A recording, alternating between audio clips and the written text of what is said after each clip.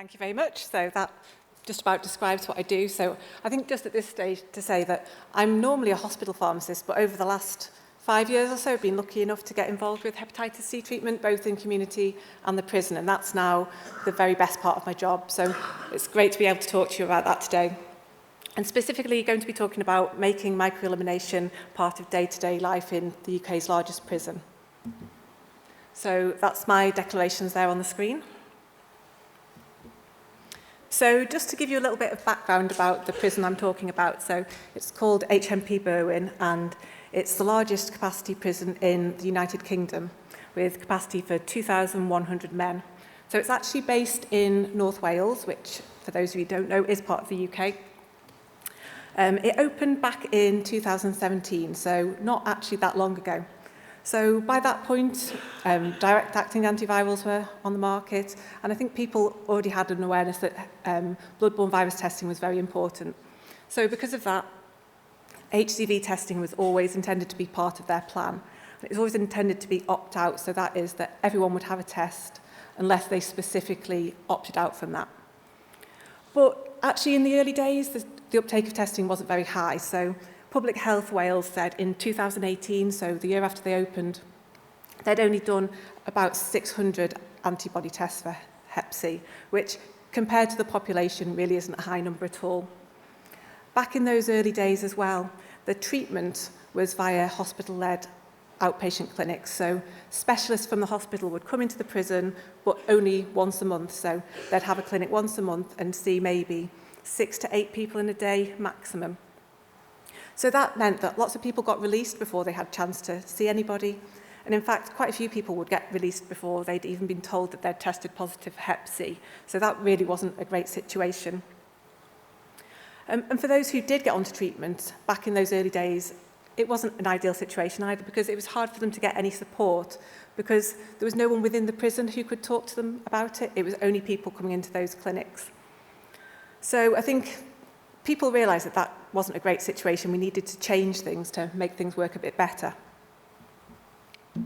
So in terms of what we wanted to achieve, I'm sure everyone in this room would agree that every person who's in prison should get the chance to be tested for bloodborne viruses and should get the opportunity to be treated if necessary. So we wanted to achieve microelimination, so that's in line with World Health Organization goals, and it's also in line with Welsh Government targets. So the Welsh Assembly Government set a target that microelimination of hepatitis C should be achieved in prisons in 2024.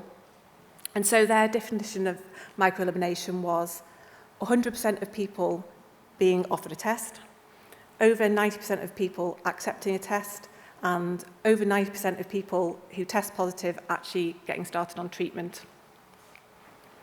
So we knew that other prisons in the UK have had success with high-intensity test and treat events.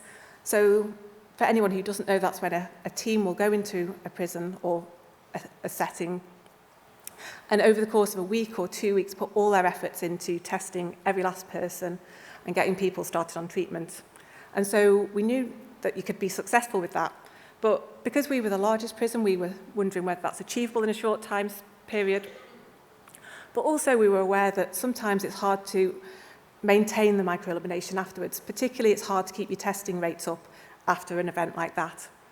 So HMP Berwyn wanted to try something a little bit different and wanted to much more make testing and treatment part of the culture and part of day-to-day life.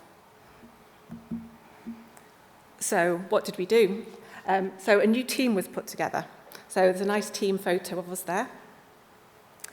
So Public Health Wales set up a new testing project in the prison.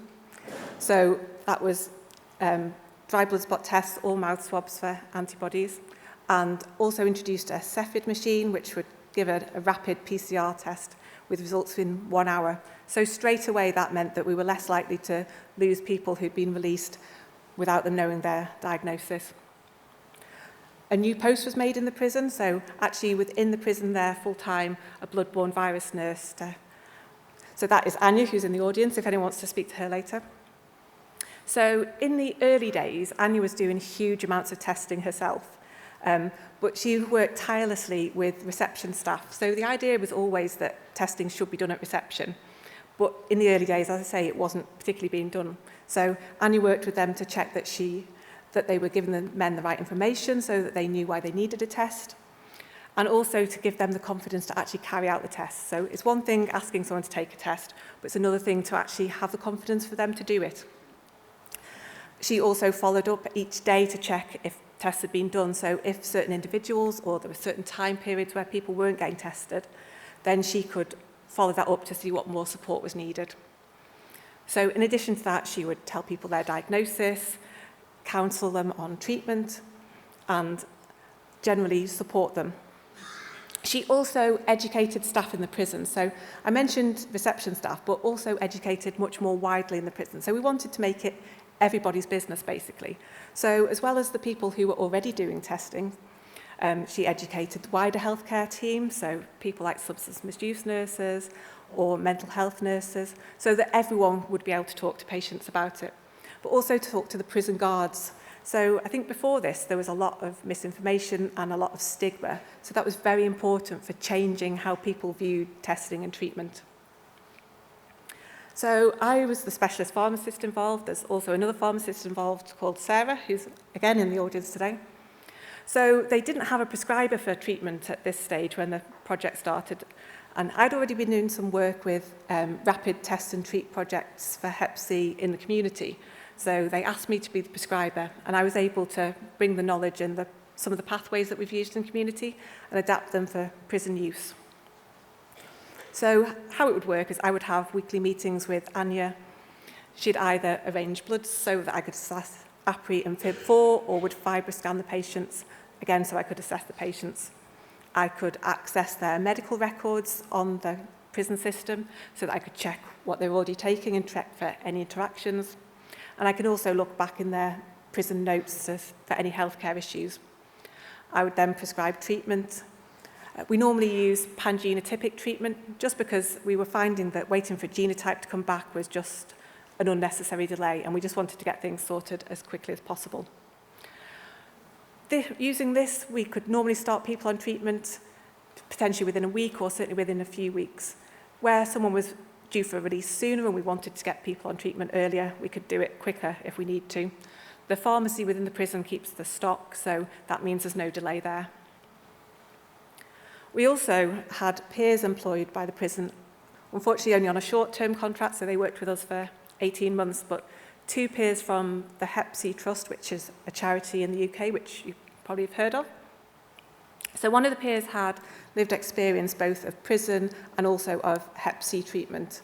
So he was able to bring insights that as healthcare professionals, it's difficult for us to have. And certainly for people who'd maybe refused tests repeatedly or were reluctant to engage with us as healthcare professionals, that was invaluable to help engage people.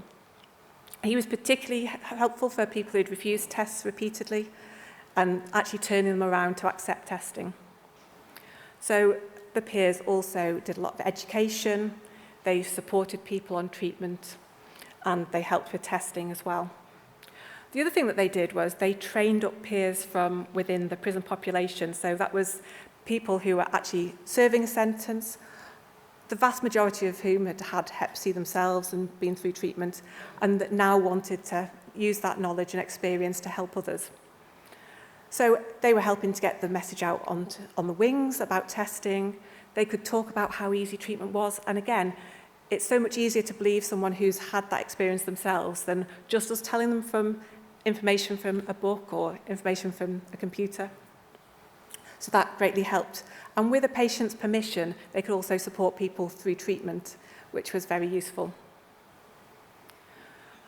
As I mentioned, the wider prison staff have also been trained. So although we started with that small team, more people within the prison are now able to talk to people about Hep C and also to take tests. So it's no longer just a small team, but it should be part of the culture a lot more. So in terms of achievements, so we were able to declare micro-elimination of hepatitis C in HMP Berwyn in early 2024, which was ahead of the Welsh Government targets. And we've managed to sustain that since. So under the definitions I mentioned earlier, that means that every prisoner needed to be offered a test, and they were. So as I mentioned, reception testing had become much more reliable. So essentially people were all being offered a test there. But that still left us with a group of people who'd maybe missed testing in the first place.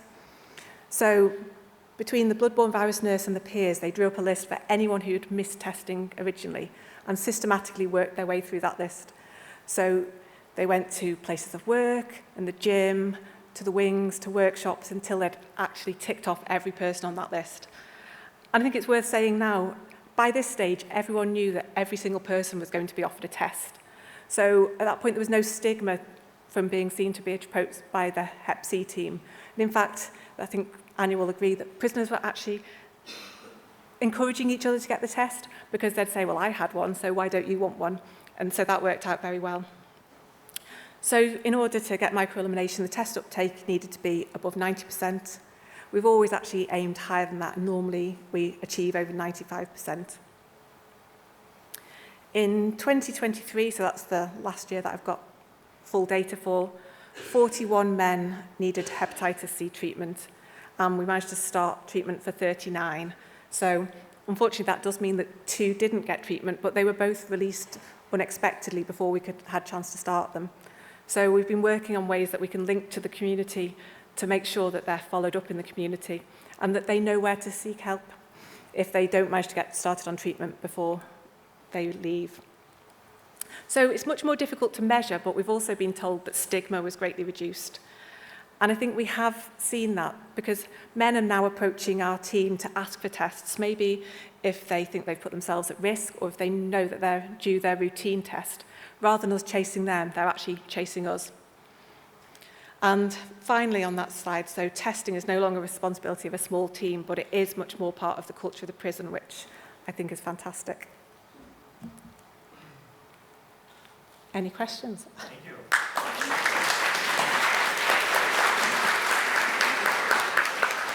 We have 3 minutes for questions, so please.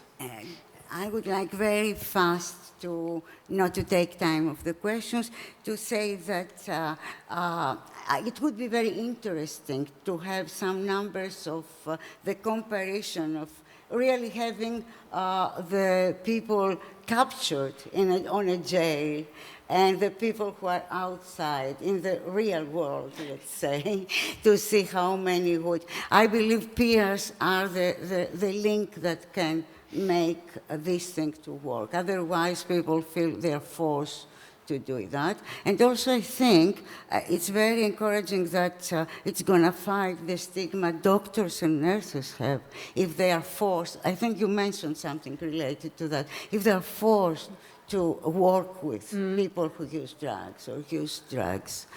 And I won't take any more time from the questions. You know, the other thing is you don't have any women. No, so it's an all-male prison. So it's, yeah, it's difficult. It's quite different, I guess. And do you think there is a chance of those peers who work there as the link between the two to be hired by the prison afterwards? Since you said they are educated. So I think part of the training that they got was that hopefully it gives them opportunities to work when they get released, or that the prison will carry on with work with peers. Because so the Hep C Trust aren't working with us anymore because that was only temporary, but the prison are trying to continue with having peers in there, not just for around Hep C, but other health issues as well. So yeah, I see. So I had a question.